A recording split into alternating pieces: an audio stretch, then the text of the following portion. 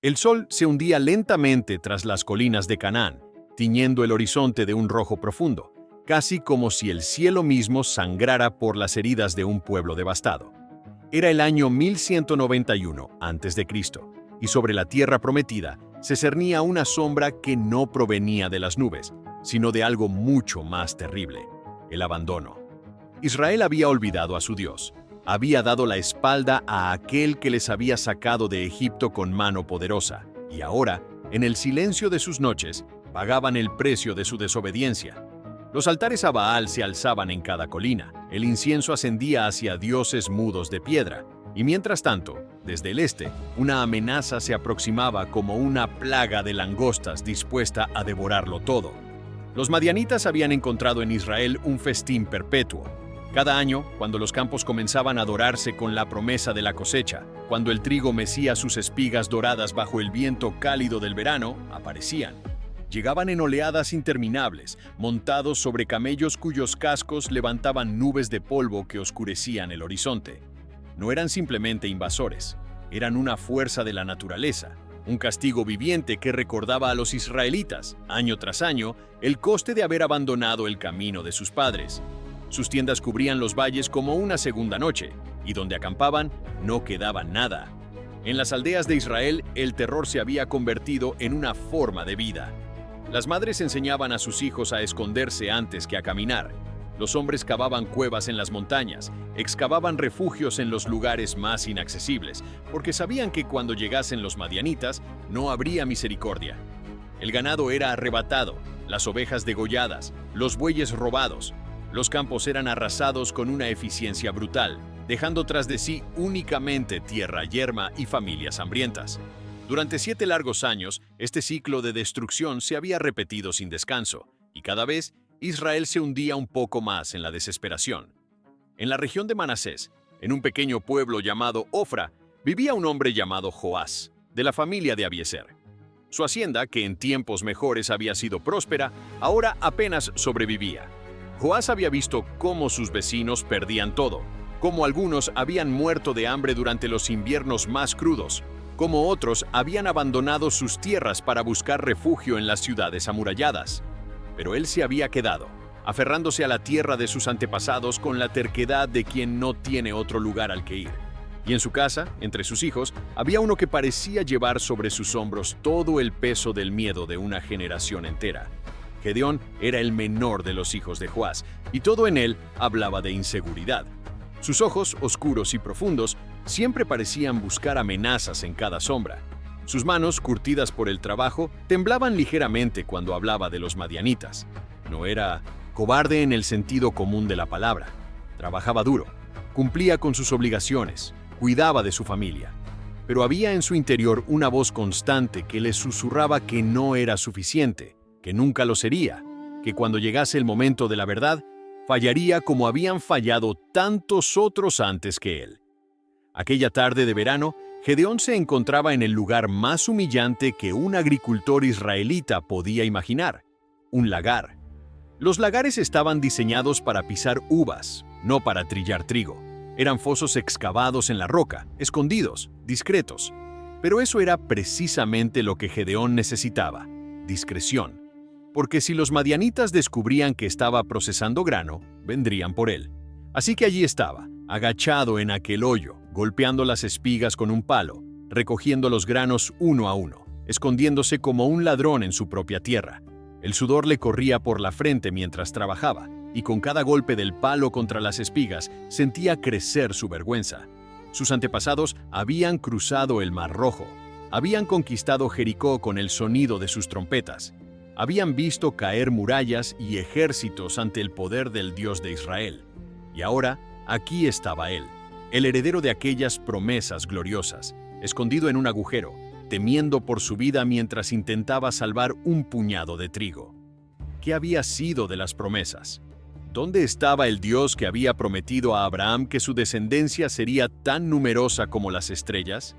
Mientras estas preguntas amargas daban vueltas en su mente, Gedeón no se dio cuenta de que no estaba solo.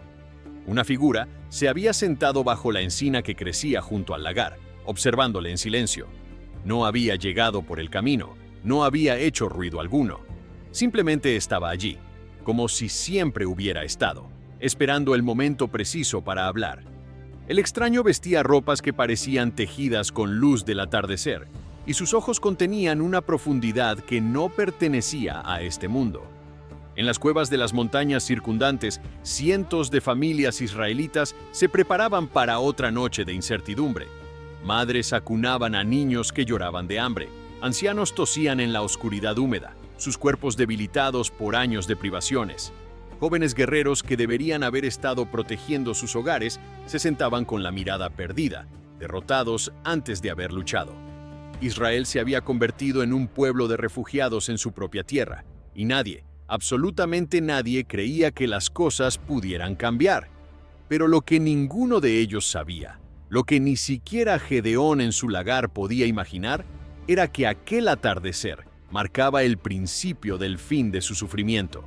Porque Dios, el mismo Dios que parecía haberles abandonado, había escuchado el clamor de su pueblo, y en su infinita sabiduría había elegido al candidato más improbable para ser su instrumento de liberación. No al más fuerte, no al más valiente, no al más noble. Había elegido a un joven temeroso que trillaba trigo a escondidas, un hombre que no creía en sí mismo, porque a través de él, Israel entendería que la victoria nunca depende de la fuerza humana, sino únicamente del poder de aquel que llama a los débiles para avergonzar a los fuertes. La voz llegó como un trueno contenido, poderosa pero extrañamente cálida, atravesando el silencio del lagar con palabras que Gedeón jamás olvidaría. El Señor está contigo, valiente guerrero. Gedeón se incorporó de golpe, el corazón latiéndole con fuerza contra las costillas, buscando con la mirada al dueño de aquella voz. Allí, bajo la sombra moteada de la encina, vio al extraño por primera vez.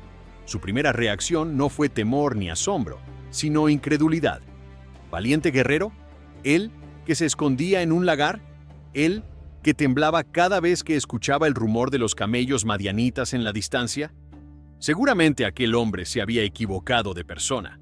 «Perdona, señor», respondió Gedeón, sin poder ocultar el sarcasmo en su voz. «Pero si el Señor está con nosotros, ¿por qué nos ha sucedido todo esto?»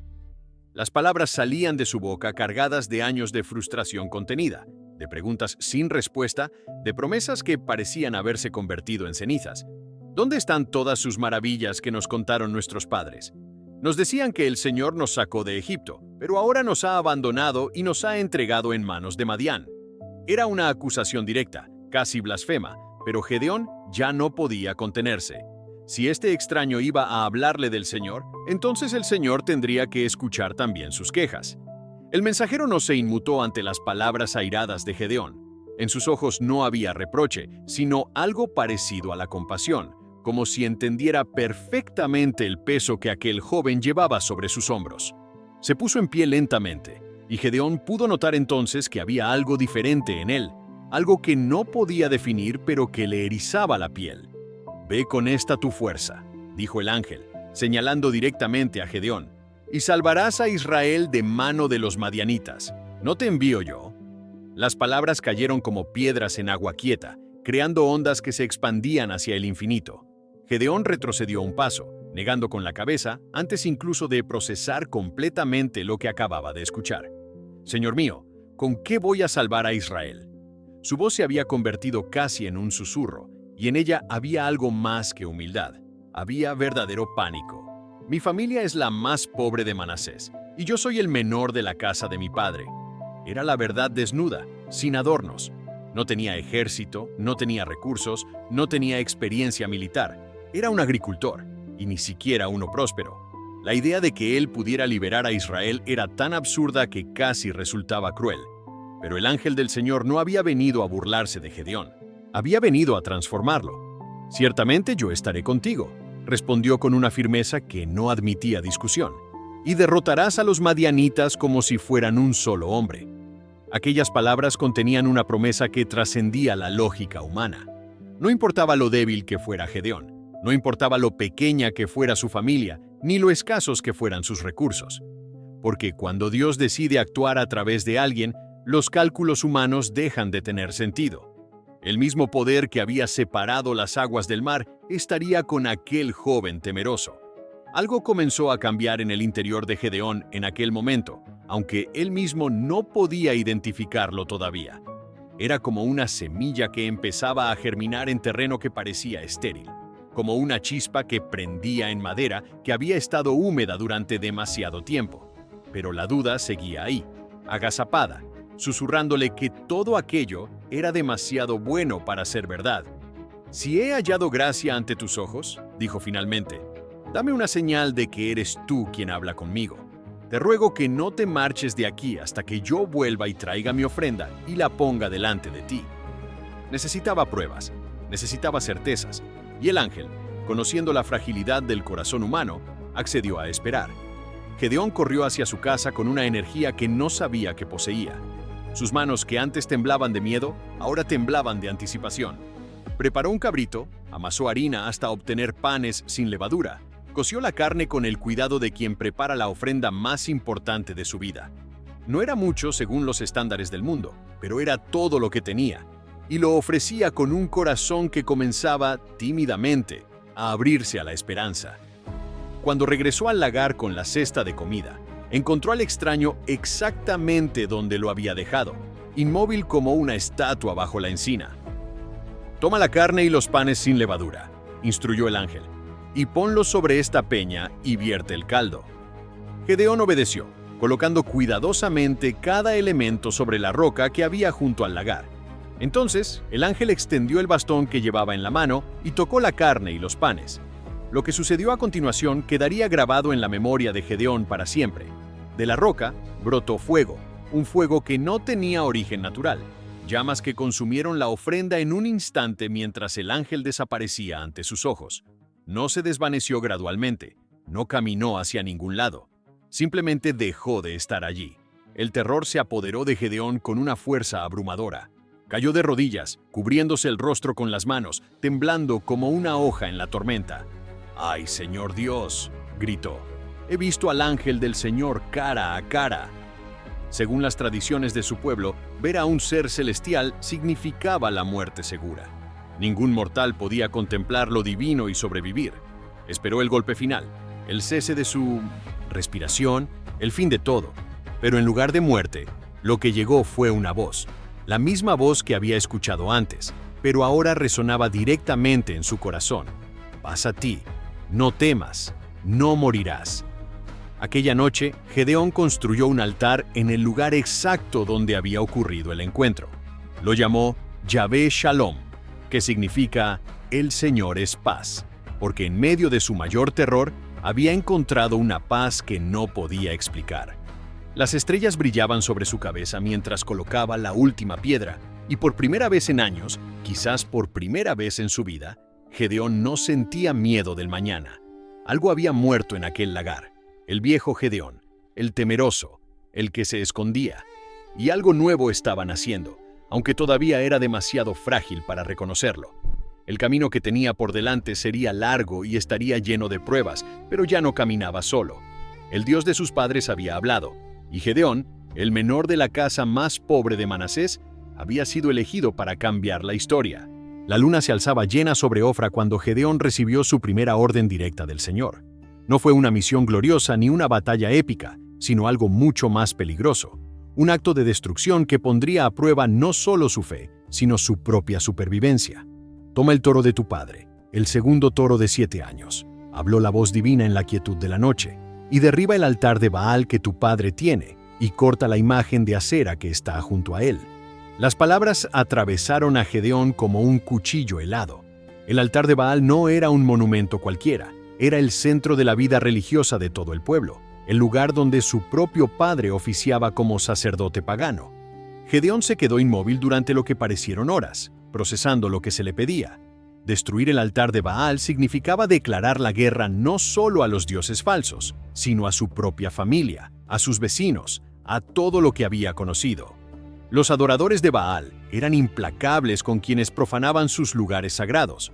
La muerte por lapidación era el castigo habitual, pero había algo más en el mandato divino, algo que transformaba el acto de destrucción en uno de construcción.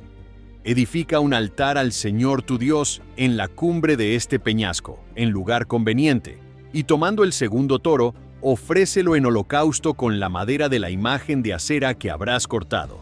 Gedeón reunió a 10 de sus siervos más leales, hombres que habían trabajado con él durante años, que conocían su carácter y habían visto algo diferente en él desde aquel encuentro bajo la encina. Les explicó lo que debían hacer, y aunque el miedo brillaba en sus ojos, ninguno se negó. Esperaron a que la noche cayera completamente, a que las últimas luces se apagaran en las casas del pueblo, a que solo el canto de los grillos rompiera el silencio. Entonces, armados con hachas, cuerdas y antorchas apenas encendidas, se dirigieron hacia el altar de Baal que dominaba la colina sobre Ofra. El altar era imponente, construido con piedras apiladas durante generaciones, manchado con la sangre de innumerables sacrificios. Junto a él se alzaba el poste de acera, un tronco tallado con la imagen de la diosa de la fertilidad, cubierto de guirnaldas y ofrendas. Gedeón sintió cómo sus manos comenzaban a temblar mientras se acercaba, pero esta vez el temblor no era de cobardía, sino de la tensión de quien está a punto de cruzar un umbral sin retorno. Tomó el hacha y con un golpe que resonó en la noche como un trueno, comenzó la destrucción. Las piedras del altar de Baal rodaron colina abajo mientras sus siervos tiraban de las cuerdas. El poste de acera crujió y cayó con un estruendo sordo. Durante las siguientes horas, trabajaron sin descanso. Donde antes se alzaba el altar pagano, Gedeón y sus hombres construyeron un nuevo altar, dedicado al Señor Dios de Israel. Utilizaron las mismas piedras, purificándolas con un propósito nuevo, redimiendo lo que había sido profanado. La madera del poste de acera se convirtió en combustible para el holocausto, y el toro de su padre fue sacrificado como ofrenda al único Dios verdadero. Cuando los primeros rayos del alba comenzaron a teñir el cielo de rosa, la obra estaba completa. Gedeón y sus siervos se retiraron silenciosamente a sus casas, sabiendo que cuando el pueblo despertara, nada volvería a ser igual. Los gritos de indignación despertaron a Ofra aquella mañana. Los hombres del pueblo subieron corriendo a la colina cuando descubrieron la profanación, sus rostros deformados por la ira. El altar de Baal, que había protegido sus cosechas durante generaciones, yacía en ruinas. El poste de acera, que garantizaba la fertilidad de sus rebaños, había sido reducido a cenizas. En su lugar, un altar nuevo humeaba todavía con los restos de un sacrificio que olía diferente, que se sentía diferente. ¿Quién ha hecho esto?, gritaban unos a otros, y no tardaron en encontrar la respuesta. Los siervos de Gedeón no pudieron guardar el secreto, y pronto todo el pueblo sabía quién era el responsable. «Saca a tu hijo para que muera», clamaron los hombres de Ofra frente a la casa de Joás. «Ha derribado el altar de Baal y ha cortado la imagen de acera». Era una multitud sedienta de sangre, convencida de que los dioses castigarían a todo el pueblo si no vengaban la ofensa. Joás salió a enfrentarles, y por un momento el corazón de Gedeón se detuvo. Su padre había sido sacerdote de Baal toda su vida. Seguramente lo entregaría para salvar su propia reputación, para calmar la ira de los dioses que había servido durante décadas. Pero entonces sucedió algo que nadie esperaba. Joás, el sacerdote de Baal, se volvió hacia la multitud con una expresión que ninguno había visto antes en su rostro. «¿Vais a contender vosotros por Baal?», preguntó con voz firme. «¿Lo vais a defender vosotros? Si es un dios, que contienda por sí mismo contra el que derribó su altar». Las palabras cayeron sobre la multitud como agua fría. Era un desafío directo, una lógica inapelable. Si Baal era realmente un dios, ¿por qué necesitaba que simples mortales le defendieran? ¿Por qué no había impedido la destrucción de su propio altar? El silencio que siguió fue más elocuente que cualquier respuesta. Aquel día, Gedeón recibió un nuevo nombre, Jerobaal, que significa que Baal contienda contra él. Era un nombre que llevaba como insignia de honor, un recordatorio constante de la noche en que había desafiado a los dioses falsos y había sobrevivido. Pero más importante que el nombre fue lo que aquel acto representaba, la primera victoria de Gedeón. Una victoria que no había requerido espadas ni ejércitos, sino únicamente la obediencia a la voz de Dios. Había destruido el altar de su padre, sí, pero en el proceso había liberado a su padre de la esclavitud de una mentira que había durado demasiado tiempo. En las semanas siguientes, la noticia de lo ocurrido en Ofra se extendió por todo Israel. En las cuevas y refugios donde el pueblo se escondía de los madianitas, se susurraba el nombre de Jerobaal, el hombre que había desafiado a Baal. Era una historia pequeña comparada con las grandes hazañas de los jueces anteriores, pero contenía una semilla de esperanza que Israel no había sentido en 7 años. Si un simple agricultor podía derribar el altar de Baal, quizás, solo quizás, los madianitas no eran tan invencibles como parecían. Y mientras tanto, en su casa de Ofra, Gedeón sentía cómo el Espíritu de Dios comenzaba a moverse en su interior, preparándole para una batalla que cambiaría el destino de toda una nación. Las trompetas de guerra resonaron a través de los valles de Israel cuando los madianitas cruzaron el Jordán una vez más. Pero esta vez era diferente. Esta vez no venían solo a saquear.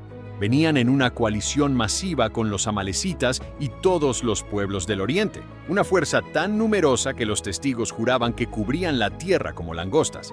Sus camellos eran incontables, más que la arena de la orilla del mar. Acamparon en el valle de Jezreel, extendiendo sus tiendas negras hasta donde alcanzaba la vista, y la tierra misma pareció gemir bajo el peso de la invasión. Entonces, el Espíritu del Señor vistió a Gedeón como un manto de fuego. Algo despertó en su interior que nunca antes había sentido. Una urgencia, una certeza, un poder que no era suyo pero que fluía a través de él como un río desbordado. Tomó un cuerno de carnero y lo sopló con toda la fuerza de sus pulmones, y el sonido atravesó las colinas de Manasés como un grito de batalla. Era la llamada a las armas, la convocatoria que Israel había esperado durante 7 años de humillación. Y para asombro de todos, incluyendo el propio Gedeón, los hombres respondieron. De Manasés, de Aser, de Zabulón, de Neftalí, llegaron guerreros dispuestos a luchar. 32,000 hombres se reunieron bajo el estandarte de Jerobbaal. Pero antes de marchar a la batalla, la vieja inseguridad de Gedeón resurgió como una herida que nunca había sanado del todo. Si de verdad vas a salvar a Israel por mi mano, como has dicho, oró aquella noche, he aquí que yo pondré un vellón de lana en la era, y si el rocío estuviere solamente en el vellón, y todo el suelo quedare seco, entonces entenderé que salvarás a Israel por mi mano.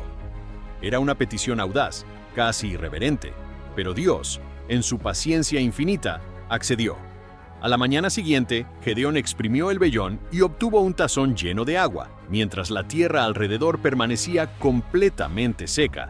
Aún así, la duda persistía. «No se encienda tu ira contra mí», volvió a orar Gedeón. «Si hablo solo esta vez, probaré ahora otra vez con el vellón. Te ruego que solamente el vellón quede seco y que haya rocío en todo el suelo». Era la petición de un hombre que luchaba desesperadamente por creer, que necesitaba certezas para dar el paso más importante de su vida. Y una vez más, Dios respondió. Aquella noche, el rocío empapó toda la tierra mientras el vellón permaneció completamente seco. Ya no había excusas, ya no había espacio para la duda. El Señor había hablado 2 veces y Gedeón tendría que confiar. El ejército de Israel se puso en marcha hacia la fuente de Jarod, donde acamparon frente al campamento madianita que se extendía en el valle, junto al collado de More. 32,000 hombres contra un ejército innumerable. Las probabilidades ya eran desesperadas, pero entonces el Señor habló a Gedeón con palabras que helaron su sangre. «El pueblo que está contigo es demasiado para que yo entregue a los madianitas en sus manos. No sea que Israel se jacte contra mí diciendo, mi propia mano me ha salvado».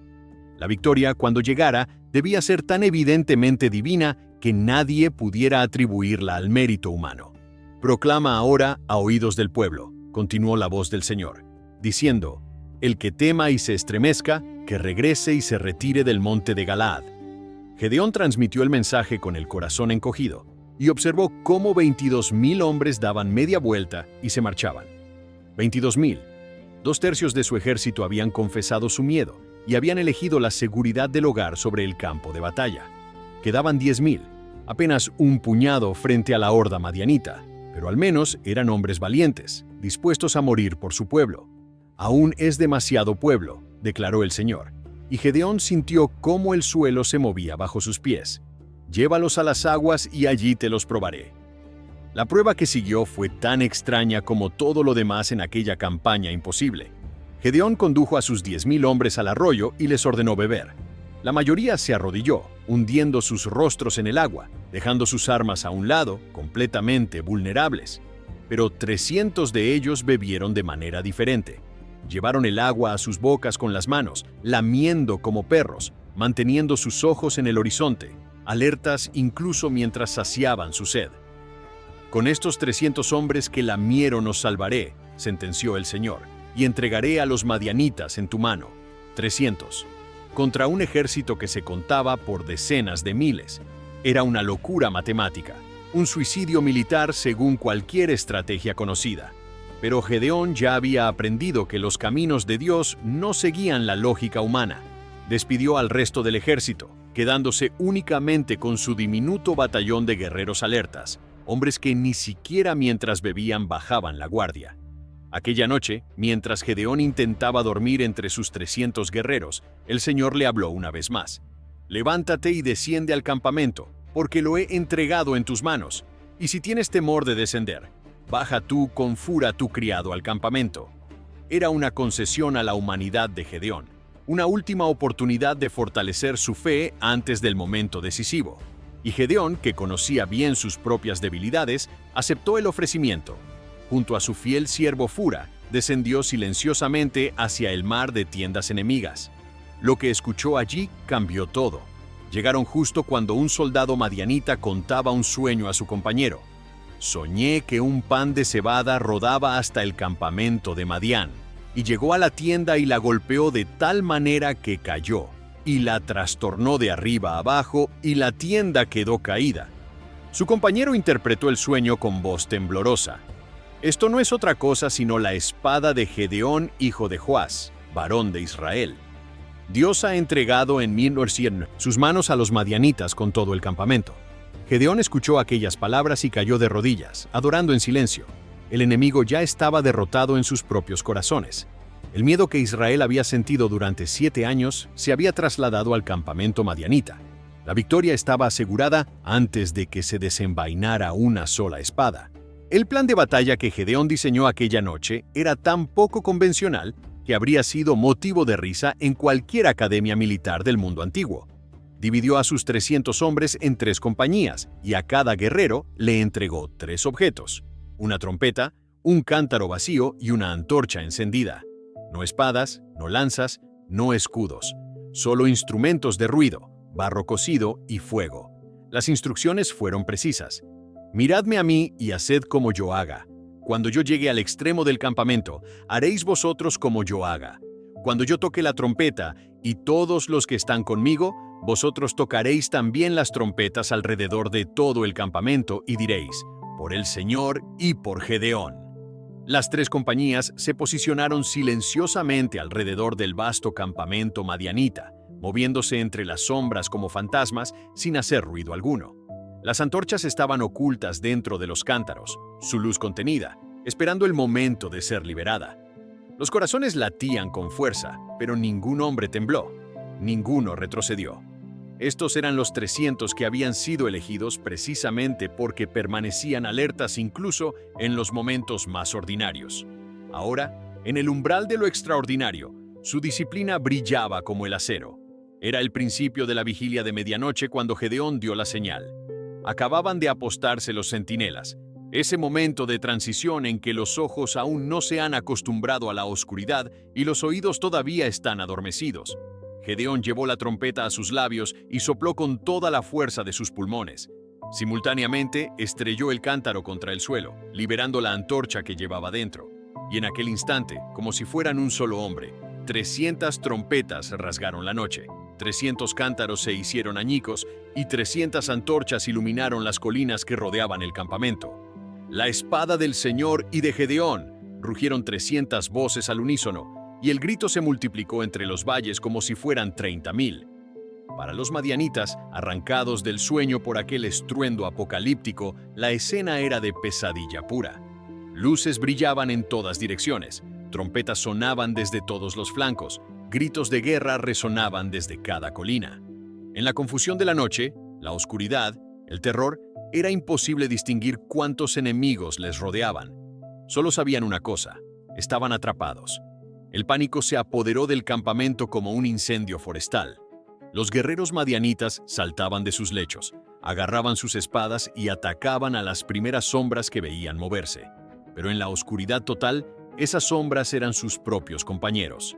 El Señor puso la espada de cada uno contra su compañero y contra todo el ejército.